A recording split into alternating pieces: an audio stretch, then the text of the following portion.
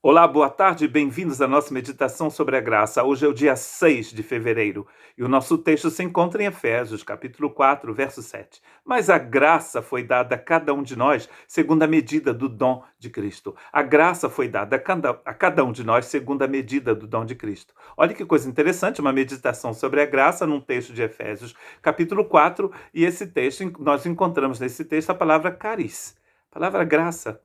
Facilita a nossa tarefa na meditação. Paulo, nesse capítulo 4, que nós chamamos de capítulo prático, onde ele está dizendo Deus vos deu duas pernas, agora andem. E esse andar aqui é andar na nova sociedade, na nova criação, no templo vivo de Deus. Como você funciona, como as coisas funcionam. Primeiro a gente viu que Deus nos deu virtudes, que são básicas, que são importantes, que nós chamamos também de frutos do Espírito. A unidade depende da prática dessas virtudes. A unidade depende do Pai, do Filho e do Espírito Santo. O Pai que idealizou essa igreja, e a gente disse ontem que ninguém pode destruir a igreja de Deus porque ela é fundada por Deus. É uma ideia de Deus, nasceu na eternidade, no coração de Deus. O Filho, o Senhor de todos, é aquele que é em todos, que age em todo mundo, é aquele que salva, que nos dá a fé. E ele nos deu o Espírito Santo, que nos guia, que nos fortifica. E nessa terceira parte aqui, que se encontra primeiro as virtudes, depois o Pai, o Filho e o Espírito Santo, e aqui uma coisa muito interessante a partir desse verso 7. Ele diz, a graça foi dada a cada um. Isso quer dizer que no templo de Deus, o templo de Deus não é uma pirâmide onde tem uma ponta em cima, os responsáveis, os líderes, os pastores, os papas, e embaixo tem a base onde está a gentalha, que sou eu e você, que somos nós. Somos talvez gentalha comparada aos birigrãs da vida. Não é disso. O que ele está dizendo aqui é que a cada um foi dada essa graça. Cada pedra é importante.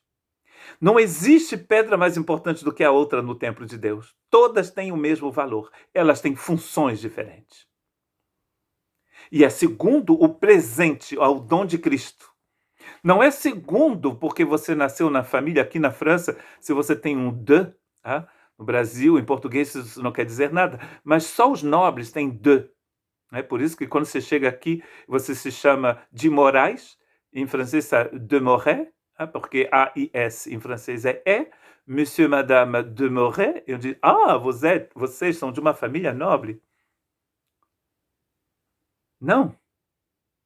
Não é porque você nasceu em berço de ouro, ou em berço de madeira, ou no mato, em berço nenhum. Isso não muda nada. O que muda aqui é o dom que você recebeu de Cristo Jesus, que nós chamamos aqui de graça. Então, isso quer dizer que não depende de você, depende da obra de Deus em você. Você abre o seu coração, porque ele diz em Efésios capítulo 1, Deus nos escolheu antes da fundação do mundo para sermos santos, para pertencermos a ele somente. E isso é válido para cada discípulo de Cristo Jesus. Mas eu nasci assim, eu cresci assim. É o síndrome de irmã Gabriela, não é mesmo? Não mudo porque de qualquer forma eu nasci assim, eu cresci assim, eu sou assim. Não! Aqui você não é assim, você é do jeito que Jesus quer que você seja. E você é cheio do Espírito Santo de Deus. A graça foi dada a cada pedra do templo de Deus. Ninguém tem desculpa de dizer eu nasci errado. Você pode ter nascido errado. A graça te transforma. A graça faz de você aquela pessoa que Deus, desde a eternidade, já desejou que você fosse. Nasceu torto. Tem uma história, Paulo que nasceu torto. Deus endireita tudo. Paulo, um grande terrorista, um religioso terrorista, um homem perigoso. As pessoas, até depois da conversão de Paulo, ainda tinham medo de Paulo. Um homem perigoso. Deus cega aquele homem perigoso no caminho de Damasco, né? Damasceno é aquele que vem de Damasco, né? Talvez a gente seja sírio e não sabe. Os damascenos aí. Um alô à família Damasceno. Ao caminho de Damasco, Deus cega Paulo e mostra, quando ele está cego, Paulo vê a luz. Por que me persegue? Aquele homem violento, terrorista, religioso, perigoso, se torna um discípulo doce, cheio da graça de Deus. Deus transforma todo mundo. É só você querer. Se você abre o seu coração para ele, ele te transforma e você se torna uma pessoa importante. A graça foi dada a cada um de nós. A graça me foi dada, a graça te foi dada. Então você não tem desculpa.